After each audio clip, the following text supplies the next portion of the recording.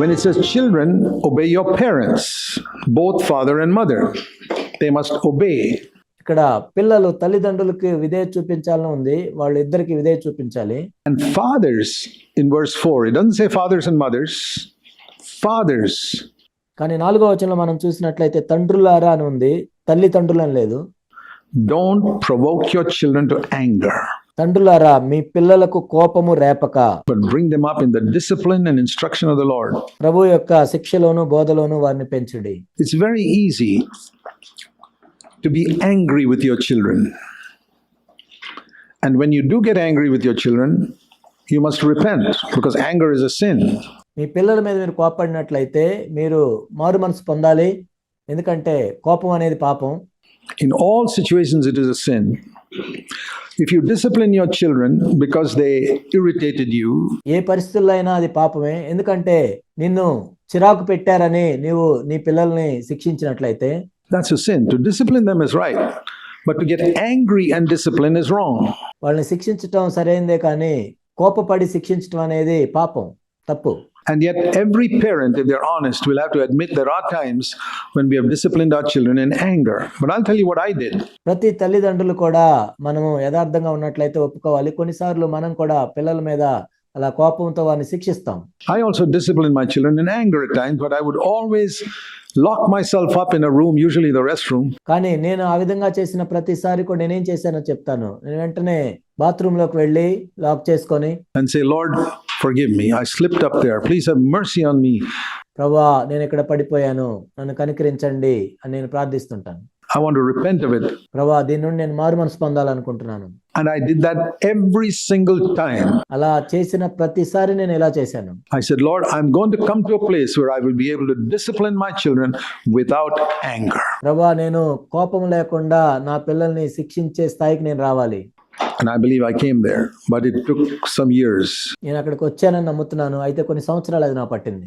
But I would never have come there if I had not repented every single time I slipped up. కానీ నేను పడిపోయిన ప్రతిసారి మారు మనసు పొందకుండా ఉన్నట్లయితే నేను అక్కడికి వచ్చేవాడినే కాదు. And I can guarantee the same will be true of you. నేను ఖచ్చితంగా మీకు చెప్పగలను, మీకు కూడా అది నిజం అవుతుంది. It'll work for you if you repent each time. ప్రతిసారి మీరు పశ్చాత్తాపడినట్లయితే మీకు కూడా అది పనిచేస్తుంది. And go before God and say, Lord, nobody saw me there. Nobody saw me. It was just me and my child. దేవుని దగ్గరికి వెళ్ళాలి, ఎవరు దాన్ని చూడలేదు, ఎందుకంటే నేను నా బిడ్డే అక్కడ ఉన్నాము, ఎవరు చూడలేదు. And the devil. అపవాది కూడా ఉన్నాడు. No, I didn't lose my testimony before the church, but I lost my testimony before the devil, who's reproaching you because of me, because I'm your child. సంఘం ఎదుట నా సాక్ష్యాన్ని ఏం కోల్పోలేదు, అయితే అపవాది ఎదుట నా సాక్ష్యాన్ని కోల్పోయాను, ఎందుకంటే నన్ను బట్టి నీ నామానికి అవమానం తీసుకొస్తున్నాను, నిన్ను నిందిస్తున్నాడు. And I repent. ఆ విధంగా నేను మారు మనసు పొందుతూ వచ్చాను. I want to tell you, my brothers and sisters, your life will change radically when you're more interested in the devil's testimony about you than people's testimony about you.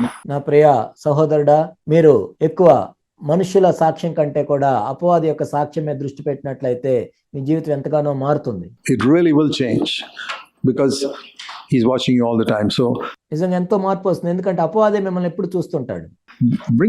don't provoke your children to anger by you yourself getting angry. కాబట్టి మీరే కోపపడి మీ పిల్లల్ని కోపానికి రేపొద్దు. Now this is I have some things sometimes I have to explain this to the parents. కొన్నిసార్లు తల్లిదండ్రులకు నేను ఇది వివరిస్తూ ఉంటాను. Because some parents have asked me, what if I raise my voice at a child? Raising your voice at your child is not a sin. మనం గట్టిగా అరిచి చెప్తే ఏంటి అని కొంతమంది తల్లిదండ్రులు నన్ను అడుగుతూ ఉంటారు. గట్టిగా అరిచి చెప్పటం అనేది పాపమేం కాదు. And I've used this example. If somebody is 100 yards away from me and I yell out his name, I'm not angry with him. He can't hear me. నేను 100 యార్డ్ల దూరంలో ఉన్న ఒక వ్యక్తిని నేను గట్టిగా పిలుస్తాను. అంటే నేను గట్టిగా పిలవటం అనేది నేనేం కోపంతో పిలవట్లేదు, ఎందుకంటే అతనికి వినపడట్లేదు కాబట్టి పిలుస్తాను. He's 100-200 yards away and I have to yell for him to hear me. 200 yards దూరంలో ఉన్నాడు కాబట్టి అతన్ని పిలవాలంటే నేను గట్టిగా పిలవాలి. And the same way, this child is sitting right in front of me and I tell him, drink up your milk, nothing happens. అదేవిధంగా ఈ పిల్లవాడు నా దగ్గరే కూర్చున్నాడు కానీ పాలు తాగమంటే తాగట్లేదు. Drink up your milk, nothing happens. మళ్ళా తాగమంటే తాగట్లేదు. I said, drink up your milk. He suddenly drinks it up. పాలు తాగు అంటే వెంటనే తాగుతాడు. You know why? Even though he was sitting there, in his mind, he was 1 mile away. ఎందుకంటే కూర్చోటం ఎక్కడ కూర్చున్నా గానీ తన మైండ్ ఎక్కడో 1 మైల్ దూరంలో ఉంది. అందుకే చిన్నగా చెప్పినప్పుడు వినపడటం లేదు. He couldn't hear me. When I said, drink up your milk, he was too far away. He couldn't hear. కాబట్టి పాలు తాగు అని చెప్తున్నప్పుడు ఎంతో దూరంలో ఉన్నాడు కాబట్టి వినపడట్లేదు. I had to raise my voice because he was so far away. అతను ఎంతో దూరంలో ఉన్నాడు కాబట్టి నేను గట్టిగా చెప్పాలి. And he heard all of a sudden. He came back to the place where he was sitting. అప్పుడు అకస్మాత్తుగా వస్తాడు. ఎక్కడి నుండో ఎక్కడ కూర్చున్నాడు అక్కడికి వస్తాడు. That's not a sin. అదేం పాపం కాదు.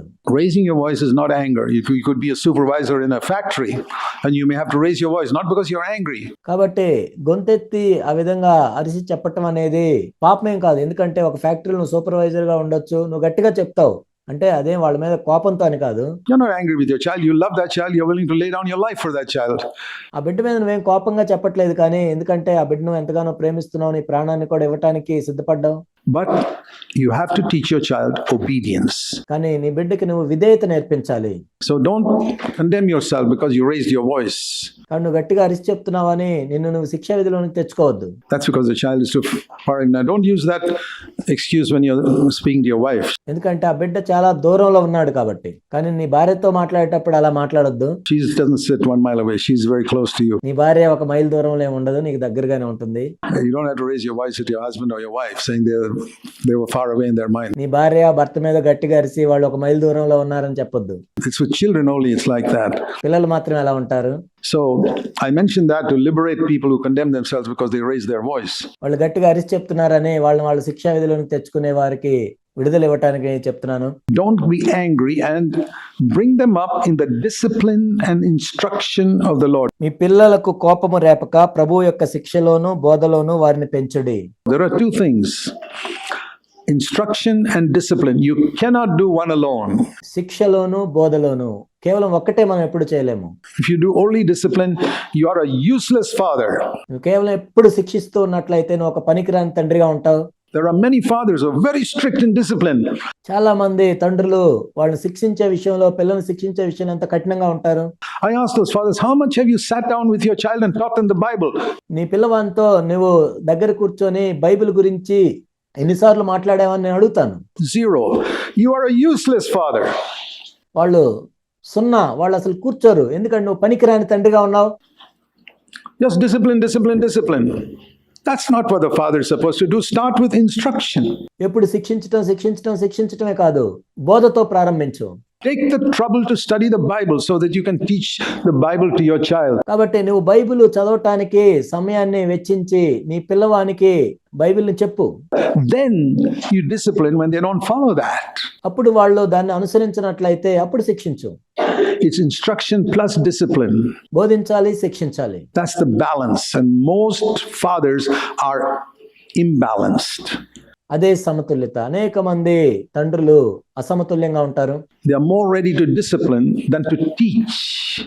How much time do you fathers, I'm talking about fathers, వాళ్ళు బోధించే దానికంటే కూడా ఎక్కువ శిక్షిస్తూ ఉంటారు. తండ్రులుగా ఉన్నవారు మీరు ఎంత సమయం వెచ్చిస్తున్నారు బోధించడానికి? spend with your children to teach them the word of God? You cannot do it if you don't study the word of God yourself.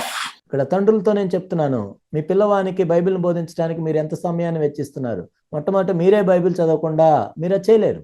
I wanted to make sure before all my children left for college at the age of 18, నా పిల్లలందరూ కూడా కాలేజీకి 18 సంవత్సరాలు వచ్చి వెళ్ళే సమయానికల్లా I wanted to make sure of one thing, that they really knew the fundamental teachings of scripture. లేఖనాల్లో ప్రాథమికమైన బోధనలన్నీ వాళ్ళకు తెలియాలి అని నేను అనుకున్నాను. All the doctrines of scripture, లేఖనాల్లో ఉన్న సిద్ధాంతాలన్నీ వాళ్ళకి తెలియాలి. that they knew that. And even after they left for college, I kept on writing to them to make sure that they knew the scriptures. వాళ్ళు కాలేజీకి వెళ్ళిన తర్వాత కూడా నేను లెటర్స్ రాస్తూ ఉండేవాడిని, ఎందుకంటే వాళ్ళకి లేఖనాలు తెలియాలి. Because I knew that if they are founded in scriptures, they'll be protected. ఎందుకంటే వాళ్ళు లేఖనాల్లో నాటబడినట్లయితే వాళ్ళు భద్రపరచబడతారు In an evil and adulterous generation. ఈ దుష్టమైన వ్యభిచార సంబంధమైన యుగంలో నుంచి. And I did not only instruct them, it says in Proverbs in chapter 22, నేను వాళ్ళకి కేవలం బోధించడం మాత్రమే కాదు, కానీ సామెతలు గ్రంథం 22 అధ్యాయంలో చెప్పబడినట్లుగా, and Proverbs 22, there are a couple of verses here for children.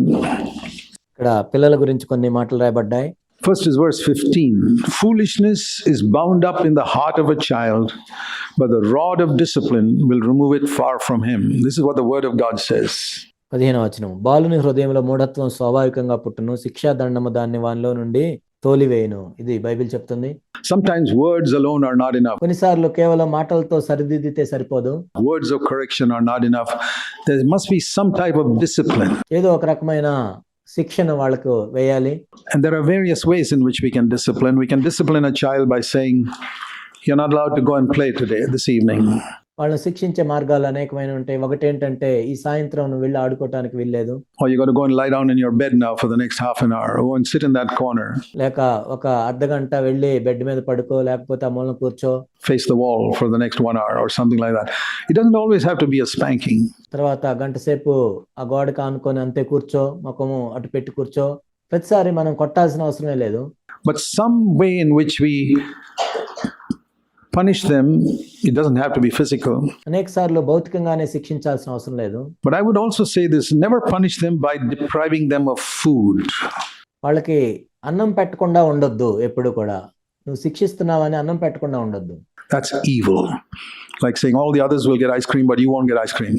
వేరే వాళ్ళందరూ ఐస్ క్రీమ్ తింటారుగా నువ్వు ఐస్ క్రీమ్ తినడానికి లేదు అని అలా దుర్మార్గంగా చేయొద్దు. That's not the way to discipline a child. పిల్లల్ని ఆ విధంగా శిక్షించకూడదు. No. లేదు. You must be wise in disciplining. When food is something they love to eat, and just mention that in passing. పిల్లలను శిక్షించే విషయంలో ఎంతో జ్ఞానయుక్తంగా ఉండాలి. ఒకవేళ వాళ్ళకి ఇష్టమైన ఆహారాన్ని మనం ఇవ్వకుండా ఉండకూడదు. But discipline is important because foolishness is bound up in the heart of every child. ఎందుకంటే శిక్షించడం అనేది కూడా ఎంతో ప్రాముఖ్యమైనది. ప్రతి ఒక్క బాలుని హృదయంలో మూఢత్వం స్వాభావికంగా ఉంటుంది. They're all born from the race of Adam with the flesh inside. వాళ్ళందరూ ఆదాము నుండి జన్మించిన వాళ్ళే, లోపల ఆ శరీరం అనేది ఉంటుంది. And it's amazing, the rod of discipline can drive it far away. కాబట్టి శిక్షా దండం అనేది దాన్ని వాళ్ళలో నుండి తోలివేస్తుంది.